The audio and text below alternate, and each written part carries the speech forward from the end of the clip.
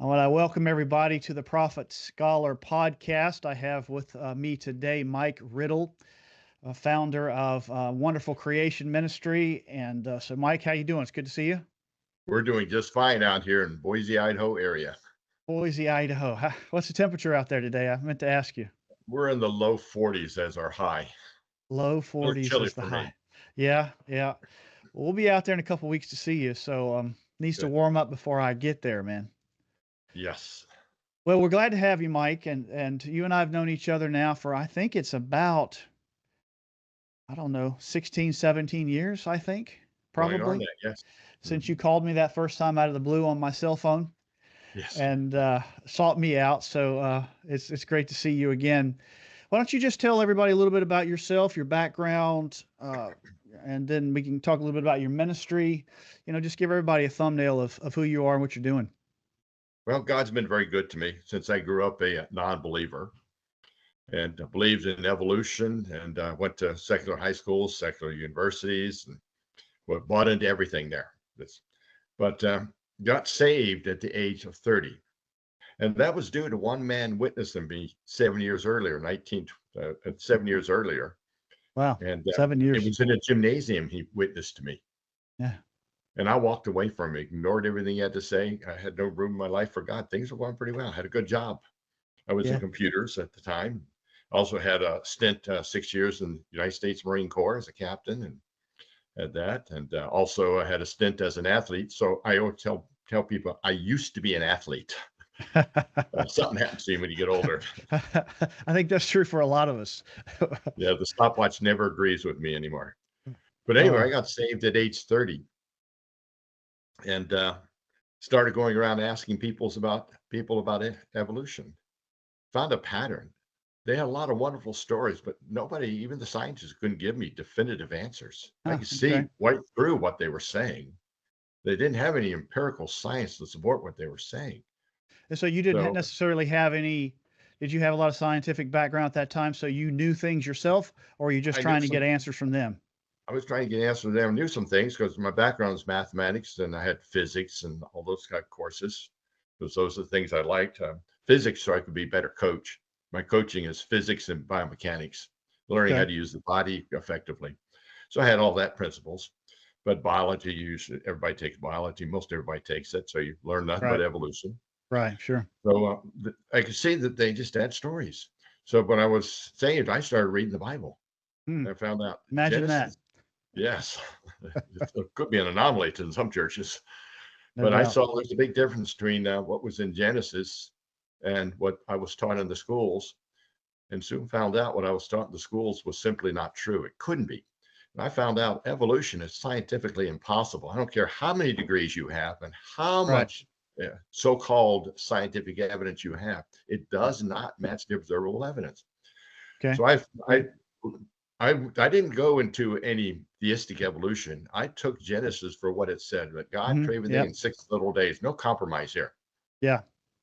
and just started reading it. And wife and I started going to church, and it made a difference in our life and our marriage and our children, grandchildren, and soon we have a 8-month-old great grandchild in her life too. Yeah. No doubt. No doubt. So you started reading the Bible, and that's what caused you to say something's not adding up here. Right. If Okay, that and then you basically, ask scientists, explain this to me. You weren't getting good answers, and if, you would read the Bible, and you're like, this is pretty clear what it says, yes. and In other words, so I thought trying to make the two come together in your mind, just can't do that. without distorting, you had to distort the whole Bible. So I how did thought you if get into? How did you get into? I know at one point you worked for Answers in Genesis a long time, the ministry yes, that built the Ark and the Creation Museum. yes. How did you get with them, and how long were you with them?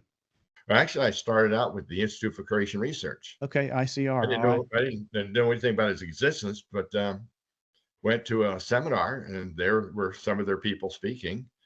And then I decided, being in computers, I'm going to contact these people because I can write a program that will do what they just taught me on computers, Really? and maybe Okay. put it online for people. So that's how you got to them. That's how you've got in Yes, contact with the Creation Ministries, if you will.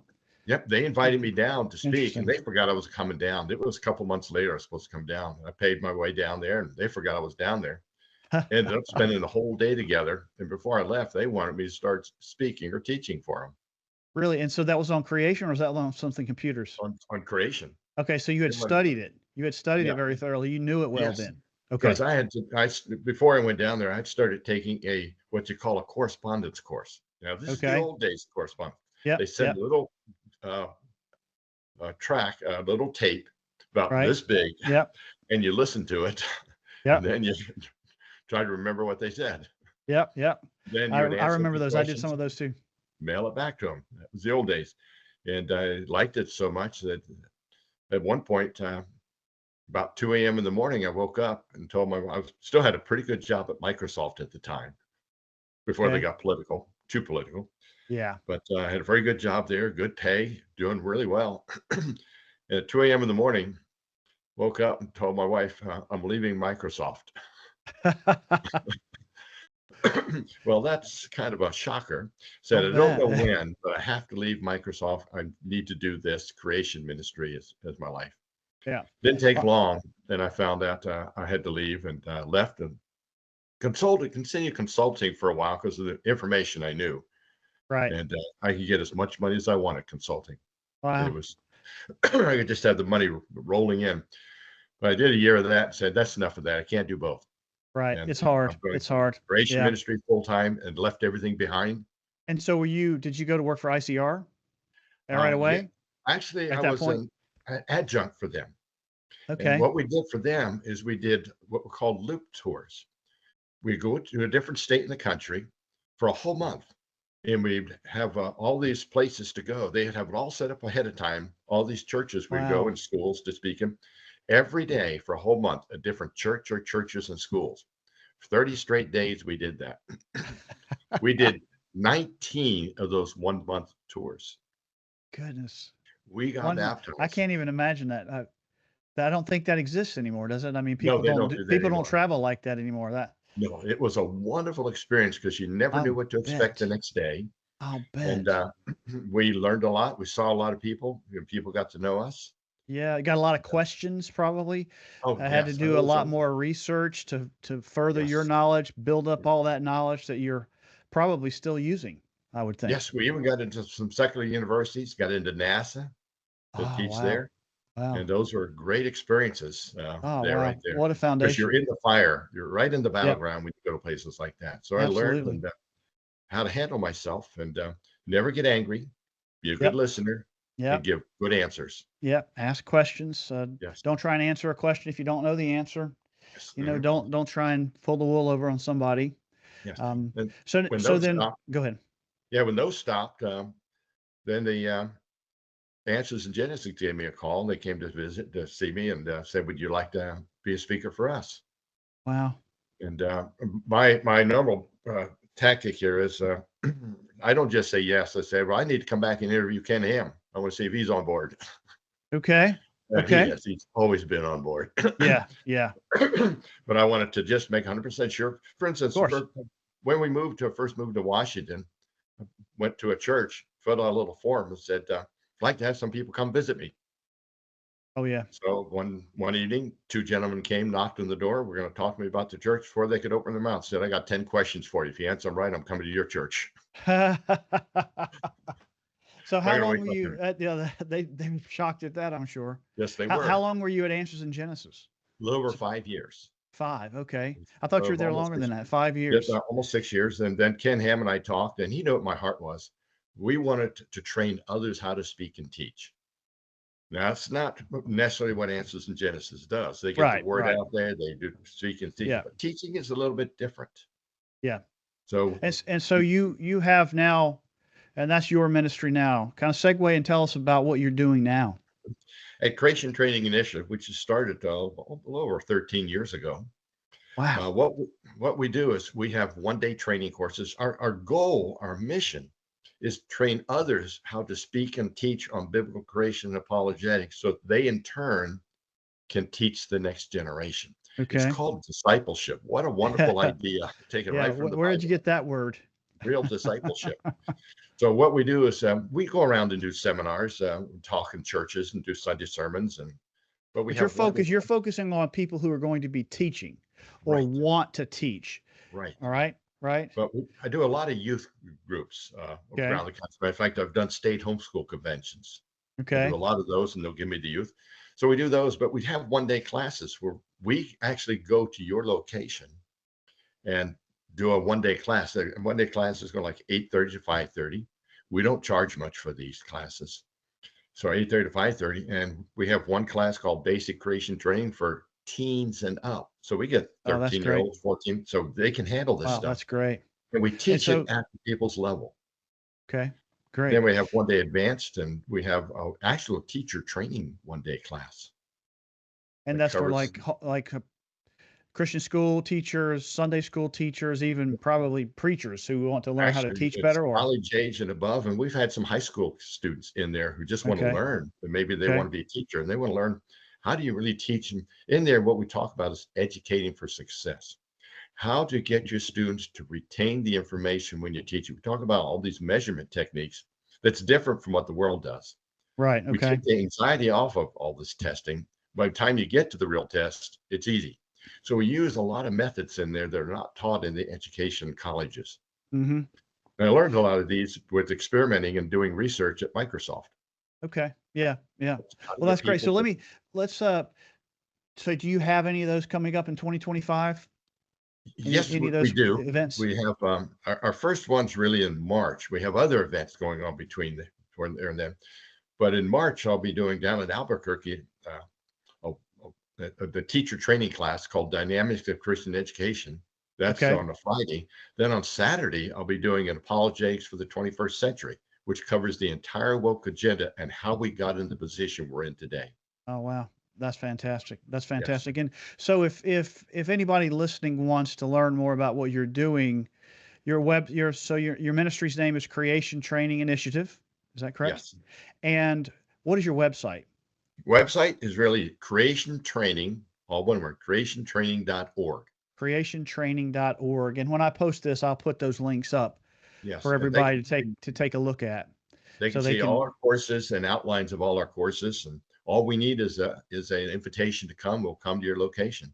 okay, so you'll come to a church or a Christian school or Christian university, whatever the need is, an apologetics group, youth group, whatever. They can reach out to you and Yes, find they out can. how you can help them. Well, that's great. Now you brought up Christian education, and I know that's really your passion. How would you define Christian education? When I think of education, like many people, I think of a public school or university. But when you say Christian education, what are you really talking about there? Yeah, there should be, I'm going to say, there should be a difference between a Christian education and a secular education. A lot of times there isn't much difference. There's a little gray area difference, not much. Excuse me. Just reading scripture before a class starts is a nice thing, good thing to do, but it's not a Christian education. Right. See, Christian education is what we call life changing. Right. Talking about eternal matters. When you get done a Christian education, you should have a biblical worldview, solid biblical worldview. You should be able to present and defend the gospel of Jesus Christ, and you should be able to defend his word. That's what's not happening in Christian education or in our churches today. Mm-hmm. Mm-hmm. That's the part that's been, our Christian universities and many of our Christian schools have really focused on the academia side of the world Yep. and Yep. forgot what Christianity is supposed to be. And I know that firsthand. Yes. Yes, they really have. Now you said so. Someone's biblical worldview. Let's talk about biblical worldview for a moment. So someone would say, well, look, I believe that Jesus was the Son of God. I believe there's only one God. I believe the Bible. I believe there's a heaven and there's a hell. There's eternal life and eternal damnation. Don't I have a biblical worldview? Do you see that as a biblical worldview? What do you see missing there that's important and why? There are some missing things there. And I've looked at a lot of definitions of, well, let's say not definitions, but so-called definitions of a biblical worldview. A lot of them will say we're looking through biblical worldview glasses. That doesn't tell me anything. That allows heretics, false teachers to have a biblical worldview. It's how they Okay. interpret the Bible. Okay. All So right. All right. biblical worldview to us has to be based on biblical doctrines. Okay. What biblical doctrines are essential in order to have what we call a biblical worldview that are in other words, these are Right. non-negotiable biblical doctrines. And I know you've developed a list of them. What are Yeah. some of them that would be that most or many Christians wouldn't think of that would be Okay. different? Well, you named some of them that Jesus Christ is both is Son of God. He's both man, and fully God at the same Right. time. There's only one way to heaven. There's a literal heaven. There's a literal hell. Right. But one, a Which couple of kicks a lot of people out these days, believe it or not, right? yes, it sure does. And so we cover those, and we cover um, things like which a lot of leaves a lot of people out. And this is an important one. People don't say it as important that God really did create in 6 days, All right. And six so why literal do you days. see that? Because a lot of people would say side issue, not if I don't believe that, I still can go to heaven. Oh, So what is your thinking there? What's the argument? well, here's the problem with that, and this is again that was a good comeback here because a lot of people say, oh, it's a secondary doctrine. My first response is, what's the difference between a primary and secondary doctrine? That's the apologetics point, critical thinking skills, because Okay. they don't know. I've not run into many people that know the difference. So how do they know it's a secondary doctrine? It's their own Right. personal Right. That's just opinion. arbitrary. It's something they've heard. But here's why it's important. Then, because I do a lot of teaching on this theological issues in the old earth, why the age of the earth makes a difference. Number one, it's foundational to understanding the gospel of Jesus Christ. It is the entire foundation for why Jesus Christ had to come, suffer and die on a cross, be buried and raised from the dead, conquer death there. Right. If you don't believe in a 6 day creation, you don't have a good explanation for why Jesus had to come. All right. So stop right there and give our listeners a little bit better understanding of why. I Okay. agree with you, of course, but Okay. why? Okay. Let me, is it okay if I take a literal view of the Bible right now? Sure it is. Of course. I always have to ask permission. They never know. You don't, you The don't Bible need my starts off permission. with the Bible starts off with God created everything in 6 days, Okay. and Right. at the end of the 6th day, He called His creation very good. Then comes day 6 comes Adam and Eve. Then after that comes the fall. Then comes death. That is the exact order the Bible reads. Right. Didn't take Yep. anything into account. But once we add millions of years, it doesn't matter whether it's the gap theory, the day-age theory, framework hypotheses, or any of those other ideas. It doesn't matter. They all have the same problems. Once I add millions of years, here's what happens. God's creation is going on for millions and millions of years, these long days, long ages. Finally, along come Adam and Eve. Then comes the fall. Question is, what was going on for those millions of years before Adam and Eve in the fall? It's called the Right. fossil record, a record of dead things. Dead. So Death. millions of Yep. years, no matter how you put it in, always teaches death before sin, which undermines the entire gospel of Jesus Christ. Very good. Yes. Yes. Absolutely. That's good. And of course, I believe that. I Oh, want yes. you to be able to say it with Yes. all of your expertise and your Can I add a experience. few more in Yeah. there too? Go It ahead. deals with the character of God. In Okay. Genesis 1:31, God called everything very good, which means exceedingly good or perfect. If we have millions of years, God just called death, disease, decay very Right. good. All that good. And And then you have to do what a lot of Christians have to do there is they have to explain how death is good. yes, And you get into you get into just this mental rat's nest of saying that it's good.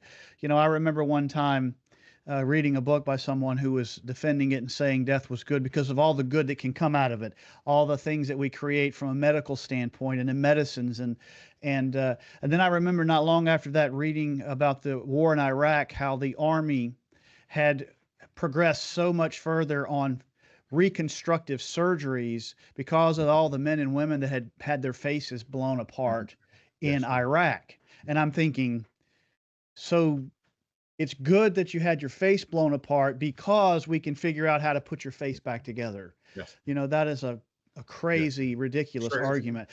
What if we just never had anybody get their face blown off? Wouldn't that be Yes, better sure would. all around? And Yes, so you end up with people making yes. crazy arguments like that. Plus, in First Corinthians, it says the last enemy is death.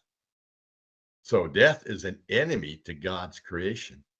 Right. We have a real problem right there. So if it happened before Adam and Eve, then God created a world in which his enemy, death, already existed.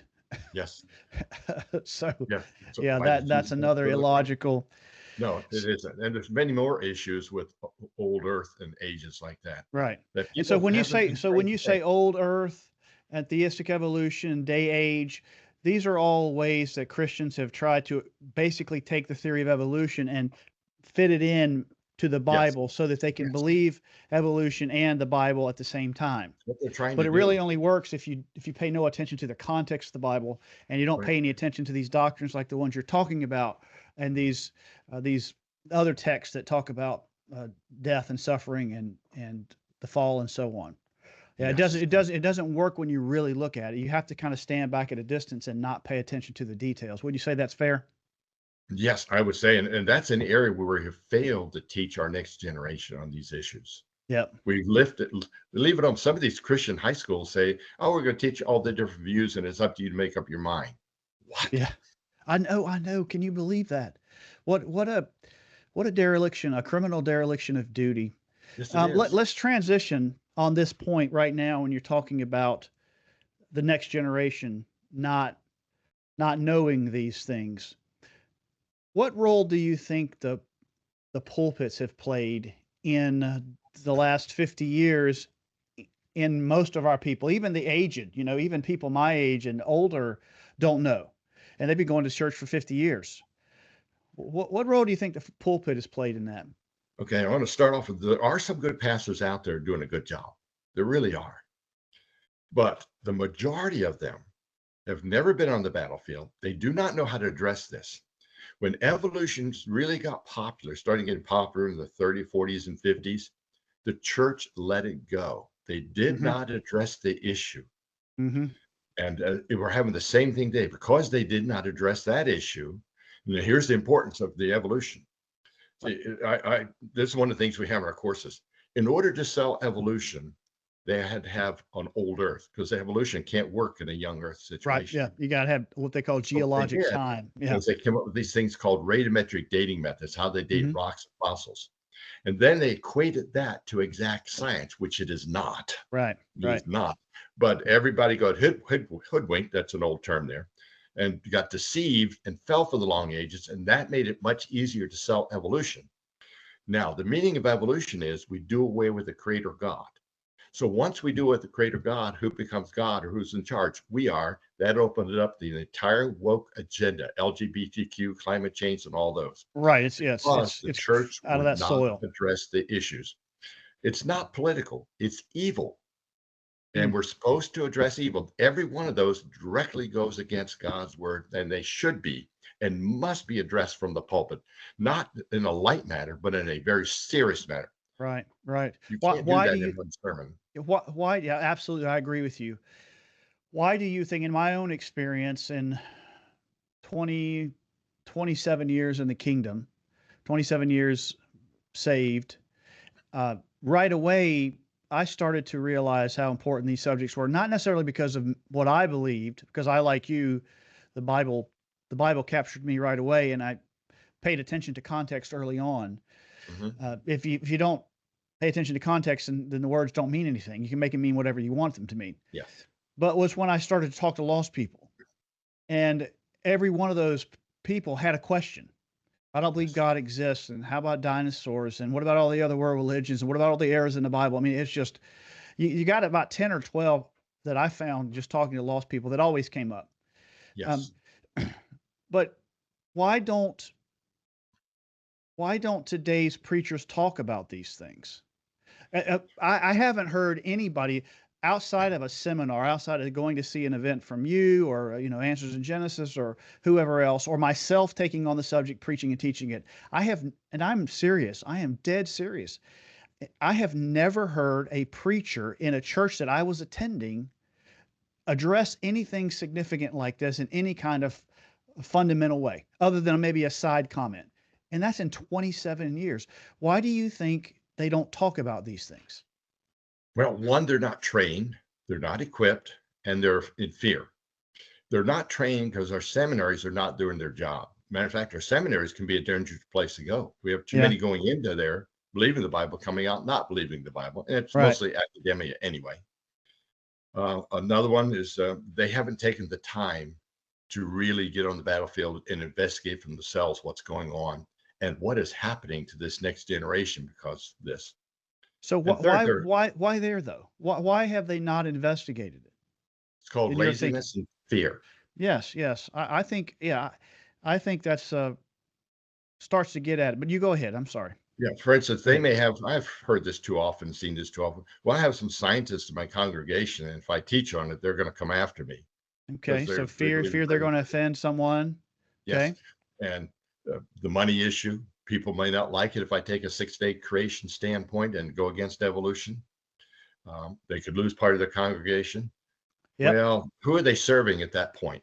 That's right. Certainly That's not right. God. Yeah. I think, I think that you're hitting all the right answers there. Not that I'm evaluating you, but I agree with you on all those points. That's what I've seen. You know, it's so in my case, take my case for example. I went to a seminary. I went to a Bible college and a seminary. They didn't talk about any of this stuff, but I still saw what was going on and learned it myself. I mean, I'm self-taught in these things, learned from you, from other people, reading books, doing research.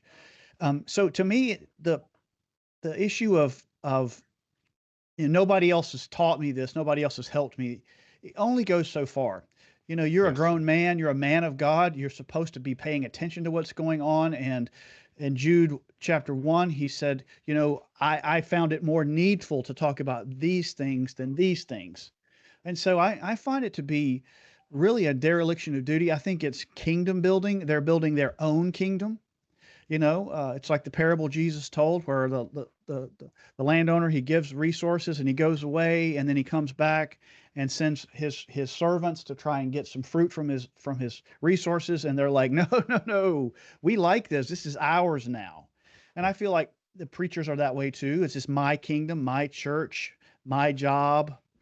You know, um, I Plus, think they've it's a been dereliction deceived. of duty. Go ahead. What's They've that? been deceived. And this comes out in the surveys and statistics. One survey went out and asked pastors how good of a job do you think you're doing, especially like the youth and education. Oh, 80% of them said they're doing a good job, but the statistics show absolutely wrong. So we've yeah. deceived ourselves into Okay. believing they're doing a good job. I So I agree. Satan is really good at this deception business. Yes, yes, So and I think we've got to. I I don't know how you feel about this, but I've I think there are a lot of preachers who are simply apostate. They don't realize it, but they're actually apostate. And then I think you have good men who don't get it. Good men.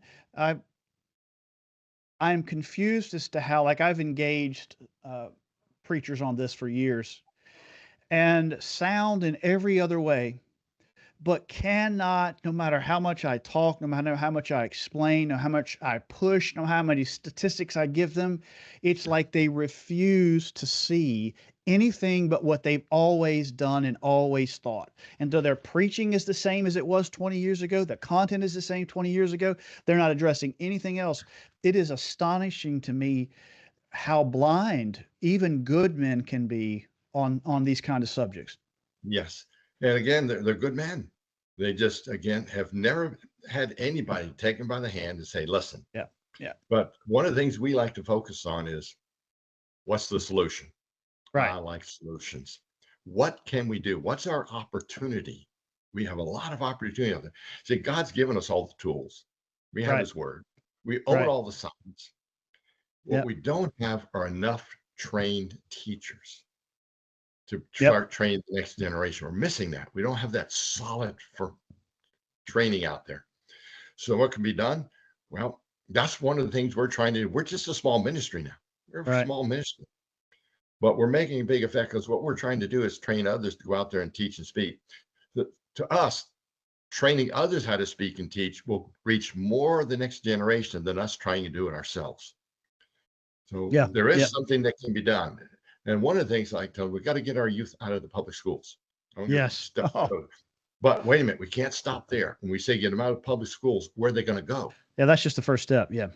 Yes, that's the first step. And this is where the churches have to do something they're not doing, absolutely not doing, coming together in unity without sacrificing biblical doctrine, coming together in unity. And this is what needs to be done. See, we send our church members all over the world as missionaries, but we miss the biggest mission field in this country. It's called the next generation. Yeah. They Yeah, I completely agree. forgot about because the people they're hiring to train our youth, well, there are some good ones. I've met some good ones. Most of them are not equipped to do the job. They're just Right. fresh out of university, have not been trained in any of these areas, haven't been trained in speaking, teaching skills. Uh, for So instance, when you say, but hold on, when you say the churches come together in unity, what do you mean? They come together to create a Christian school that teaches these to what do they come together to do? well, the main thing we're looking to come together is do this. That they can still keep their autonomy here. They can be their individual churches, do their preaching on Sundays, but all this takes financing. And if we start taking some of the money that we're getting from the churches and pull it into Christian schools that do not compromise God's word, I Okay. don't want to, if Okay. they're compromising God's word, don't give them a penny. But Christian schools that are sound doctrine, that they believe in 6 day creation, they believe in heaven, hell, they believe there's only one way. They hold to the gospel of Jesus Christ all the way through Okay. there. All right. All right. And then, see, we need good Christian schools, which require good teachers. We got to pay these teachers. Then Mm-hmm. here's the next Mm-hmm. step people haven't thought of. We have homeschool, but we Yeah. also have some homeschool co-ops, and they're kind of loose here and there. And so mostly all volunteers, but they could be a valuable tool because not every parent knows how to teach mathematics or science Right. or English. Yeah.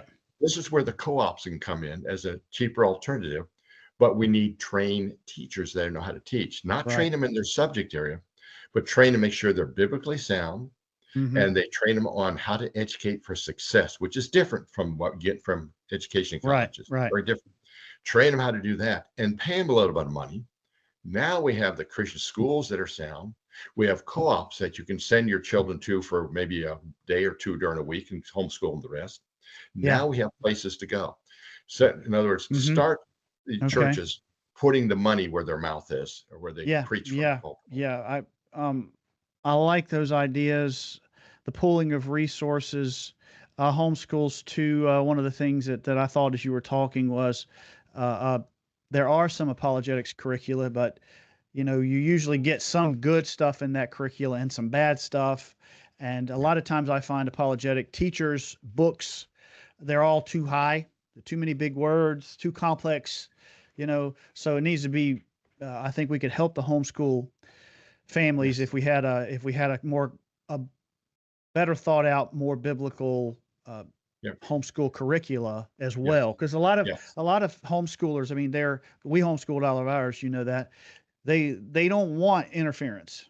It's like, hey, the reason that we pulled them out is because we want to control this, you Yes. know, and so a lot of them use co-ops, and some of them are just like, oh, co-ops aren't our thing.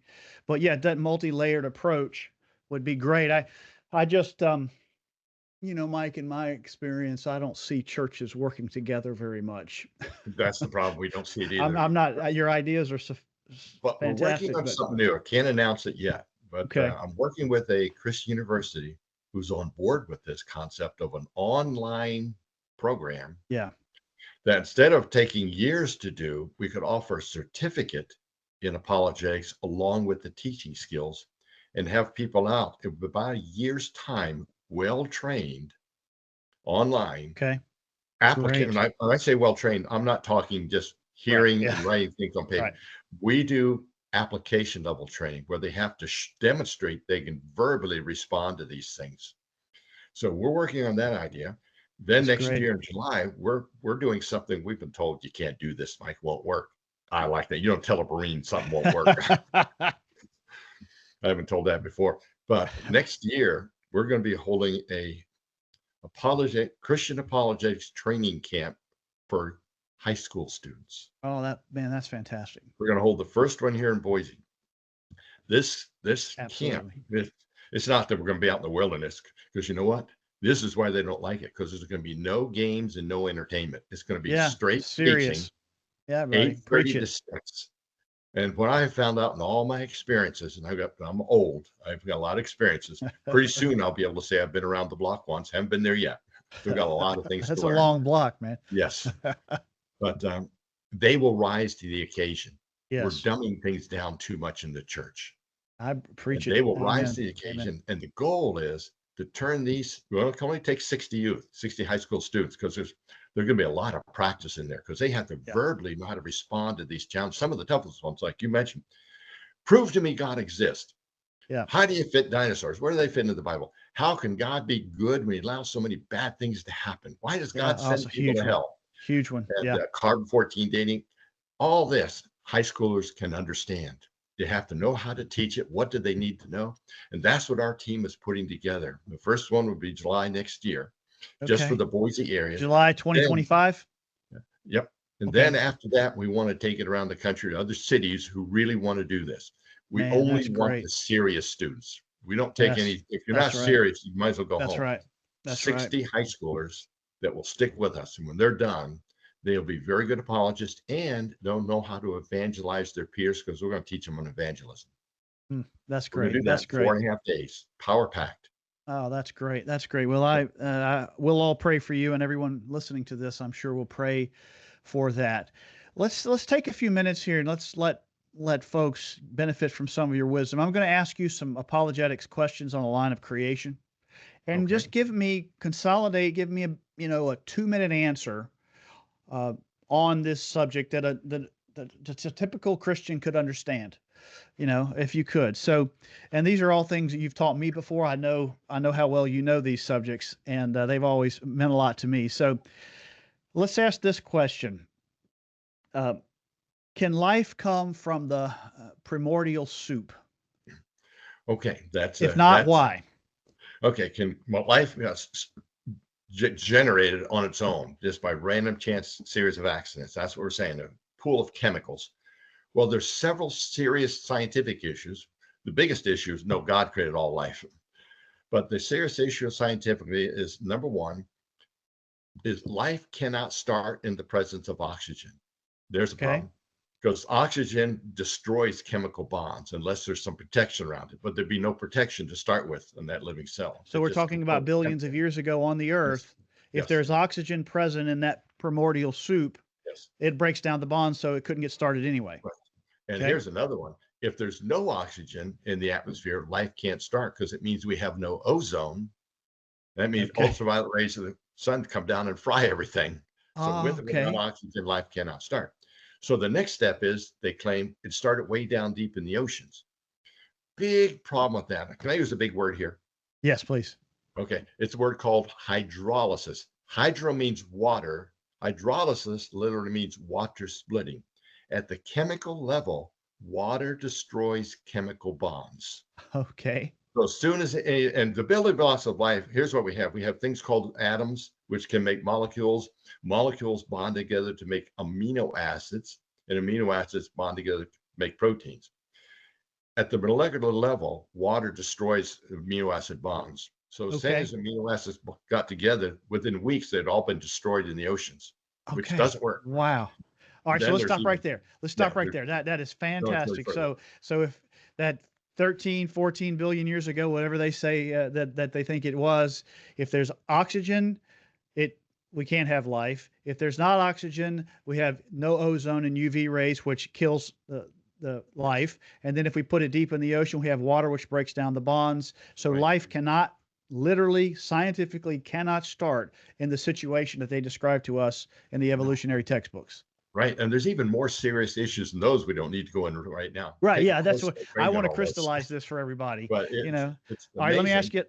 you. Let me ask you another one. I'm sorry. I know I'd love to Go get right you ahead. everything you got on everything, but just for time's sake here, someone says, Mike, but I don't see dinosaurs in the Bible. Where are the dinosaurs in the Bible? How does the Bible explain dinosaurs? Okay. I like that one. And I'm going to use what's called a biblical approach to this to start with. Okay. On day 6, God created everything in 6 days. On day 6, he created the land animals, which included the dinosaurs and Adam and Eve man. So Bible says in Genesis 1, man and dinosaurs lived at the same time. So you're taking the land animals to be the dinosaurs, and Right. technically dinosaurs are only land dwelling, right? Right, Those in the exactly. sea are called something else. Is Sea that correct? monsters. They're Yeah, called sea sea monsters. Yeah. monsters. Okay. All right. Go ahead. Has the word monster in there. And so we have man and dinosaurs living at the same time. Now there's a pretty good description, as I always say, a pretty good description of a dinosaur creature like an apatosaurus in Job chapter 40. Yep. So now here's what I'm going to do. I'm going to say, now that I've given you an explanation where the dinosaurs came from, could you, using only empirical science, tell me where the dinosaurs came from? You know what? They can't do that. The Okay. non-believer cannot. Here's why. Yeah. Give us some detail on that. You look at all these tree of life charts, Mm-hmm. and they have dinosaurs in there, but nothing leading up to the dinosaurs. The transitional forms. Right? No, and you No, go to they the haven't found museum, any. Okay. They there's no assumed them, but transitional they forms. have not found them. They have about 4 or 5 alleged transitions. Looking at them very closely, guess what they look like? Dinosaurs. I Ah, want to see all the hundreds and hundreds of transitions that led up to the dinosaurs. They're not right. found in any museums, any textbooks, anywhere. So it's That's all an why. assumption. It's all, it's a, That's why. I don't want to be, pejorative and say it's all made up. It's a joke, but it's, creates imagined because they haven't Yes. found the actual physical, transitional forms. So where are the dinosaurs now then, Mike? Why don't we have them? Well, they went on the ark and they came off the ark. No, wait a minute, Mike, they're too big. I know some got pretty big, but nowhere in the Bible does it say God brought the grandma and grandpa dinosaurs to the ark. See, the largest dinosaur egg is just about the size of a football. It means they all had to start small and then great. Right. Just bring the young dinosaurs on the ark, young All right. giraffes, young elephants. How do you know Plenty that of they room were on on the ark, Mike? How do you They know the wanted dinosaurs are on the ark, because God brought everything, the land breathing creature with the breath of life in there. Okay. And that would And that include by the dinosaurs. definition would be a dinosaur. Yes, it would be. Went on the ark, they came off the ark. As far as we know, watch how I say this. As far as we know, they're all extinct now. How did that happen? Well, the world was different afterwards. Maybe they died of natural causes. People may have killed them. Other creatures may have killed them off, Yeah. or any Just like combination. anything else becomes extinct Yes, today, they would have yes. become distinct in the same processes, But right? as far as we Natural know, they're disasters extinct. or whatever. But there are some things that are found that they go, oh wow, a living dinosaur, um, as Well, well. we got to be careful there because the reptiles today are not dinosaurs. Now, dinosaurs were reptiles, but the reptiles today are not dinosaurs. Why? There's an anatomical difference between reptiles today and dinosaurs. Dinosaurs had their legs directly underneath their body. Okay. Reptiles today have their Oh, legs go out and okay. down. And because Okay. of that difference, we don't refer to them as dinosaurs. Great. That's fantastic. And I did not know that. Thank you for teaching me that. All right. Let's stop there on that one. All right. Let's see here. Talk to me about fuzzy words. You in your teaching, you talk about fuzzy words that are used in evolutionary textbooks and evolutionary teaching, and how help people understand what they are and how to spot them and why they're important to spot. Yes, we have a whole section we teach. So this is one of my most popular talks too, and I keep expanding it. It's called Critical Thinking Skills and Tactics. Learn to ask good questions and learn how to read between the lines. And that's where this idea of fuzzy words comes in. Okay. I believe we think could have, should have. My opinion is Okay. So those are those some words. examples. I Um, believe, could have, should have, may have. Uh, yes, and okay. Those are it's fuzzy words. All right. why are they fuzzy? Because what they're doing is they're saying we don't have the observable evidence, just trust us. Now, there's Ah, nothing wrong with directly using those terms, but you need to qualify what you mean by it. okay. And we find these words in school textbooks and all in the news Right. media. It's just basically saying we don't have the evidence, just believe us. Yes, and so they're kind of interpolating. They're taking something they have today and they're trying to tell a story with it and connect it to something in the past that they haven't directly seen or been able to measure. So Mhm.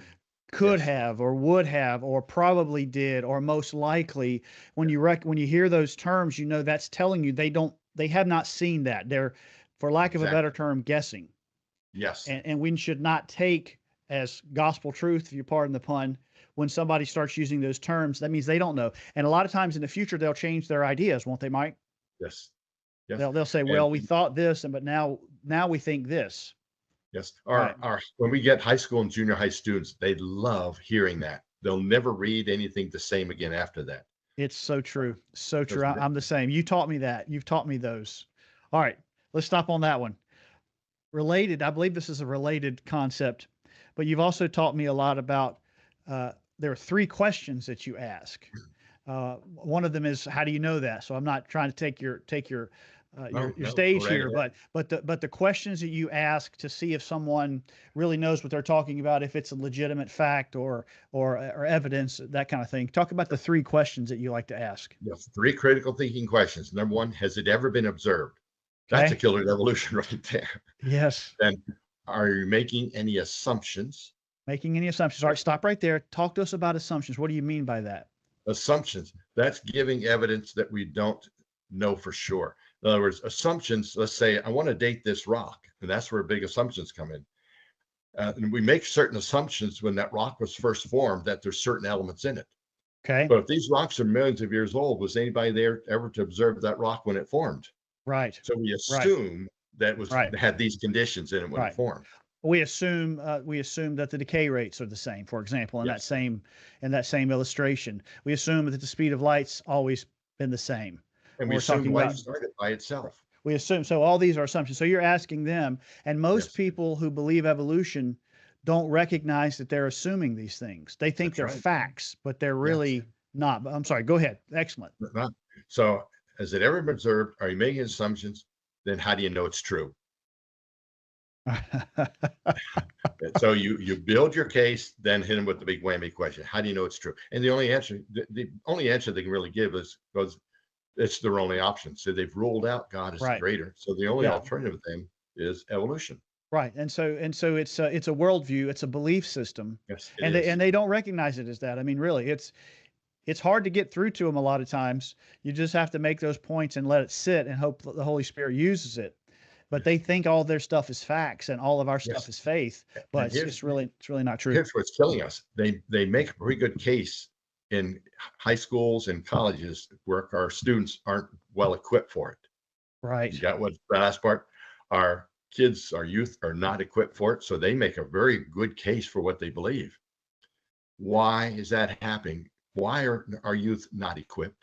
Right. Yeah, and Because I not take you back to the working. pulpits, Mike. Yes. I take you back to the pulpits, and then the Yes. pulpits produce the youth pastors, Yep. and the pulpits guys, are, teaching the seminaries, a lot of them. All right, so that's enough questions. Okay. Awesome. Thank you so much. I'd like to hit a couple of recent events, current event type. Get your feedback, get your thoughts. First is give me some feedback. Give me your thoughts on the recent national election in the United States, the election of Donald Trump. What you think about that big picture for the faith, for woke policies, for Christian persecution? Just kind of give us I don't say biblical world, Mike's look at this, spiritual Okay. look at this. Okay. Let me lay the foundation first. Jesus Christ is our savior. Donald Trump is our president. Big Okay. difference. Yes. Yes. Very Make sure good. we get that distinction there. In other words, Trump is not our savior. He's got his issues there, but he's the right man for the job at the right time. In And what God sense? has used that all the way through history. He's used people who weren't, nobody's perfect, but he's used people that have made wrong decisions, but they were there for the right time. Winston Churchill was the right man for the time in World War II. Truman was the right Why man. do you think Trump is? What's your thinking there? I Give, think give us some Trump. detail. I think Trump is the right person right now. Because number one, he's putting values back into our politics, which were completely gone. He's What putting values do you see there?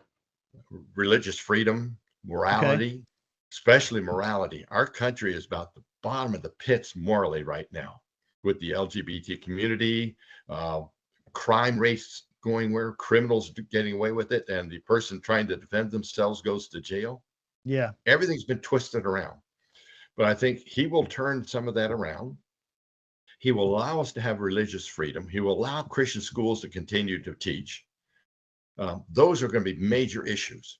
And He will, have you seen during the Biden administration, and did you see that freedom start to be curtailed? And did you start yes, to fear anything yes, like that?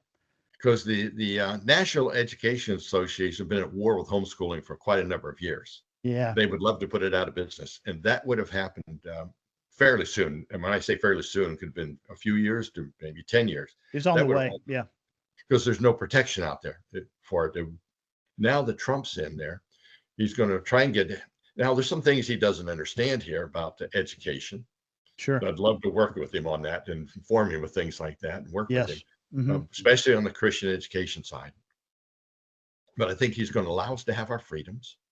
He's going to, and I like this, he might put good education on food, things that are killing us, the vaccines. I noticed that they want to do a study on vaccinations and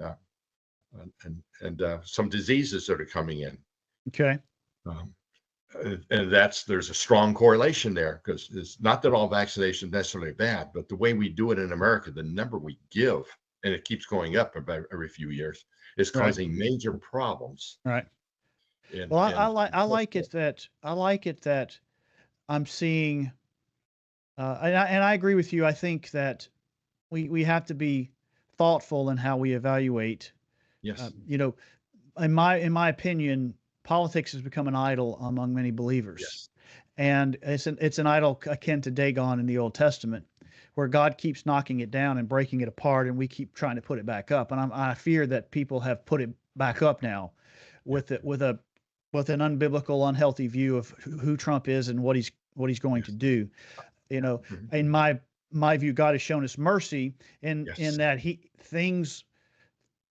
that the pressure that Biden, Obama, and the godless liberals have yes, placed on us as true believers, yes, are being I feel like I'm breathing a little bit now. I don't yeah, think my government is coming after me as much yeah, now, but it doesn't change the fact that all the churches, yes, 90% of the churches are failing. It doesn't change the fact that 90% of the students, the young people, leave the church after their 18th birthday, don't come back. That the churches are approving and ordaining homosexuals. Churches are splitting over this issue. We don't have youth in the churches. None of that has changed. So we have to yeah. really be careful about You how hit we the think key about these issue there. things. You hit a key issue there. We have 4 years of opportunity facing us. Yeah. What will the churches do about it? Yeah. My take on it, probably nothing, because their track They record is yeah. do nothing. And Just keep that's my fear. hiding behind the pulpits. Mhm. And that's my fear, is that the people who are really worked up supporting Trump, the Christians who've been really worked up and supporting Trump, and I support Trump, and I voted for Trump. All Yes. right, but I think I've got a distance between what I think he is and what other people might think he is. All right, but God's wrath is still on us, Yes. as evidenced by our situation. And I wonder if his mercy here is not going to be seen the wrong way. And like in the time of Judges, things will be a little bit better. And so everybody just goes, let's Yeah. just go back. Let's go to lunch. Everything's great. Let's go to lunch. And things like you're talking about in our interview today, well, it's not that big. Everything's fine now. So that's my concern. Well, we When I want to make was, a difference. no, go ahead. We want to make a difference in that. Yeah, That's what our yeah, yeah, ministry, and that's what your yeah, ministry is doing yeah, too. Also, we yeah, want to get out there and make a difference and yeah, get people trained and equipped. Whoever controls this generation controls the next generation of politicians. And we need to start yeah, right yeah, now, today, training our youth. yeah. Right. Wake All right. up. Well, let's go ahead and end it there, Mike. So appreciate you coming on today. It's great to see you as always. And Thank you, Les. creationtraining.org. Yes. Creationtraining.org. All right. Great to see you, buddy. God bless you.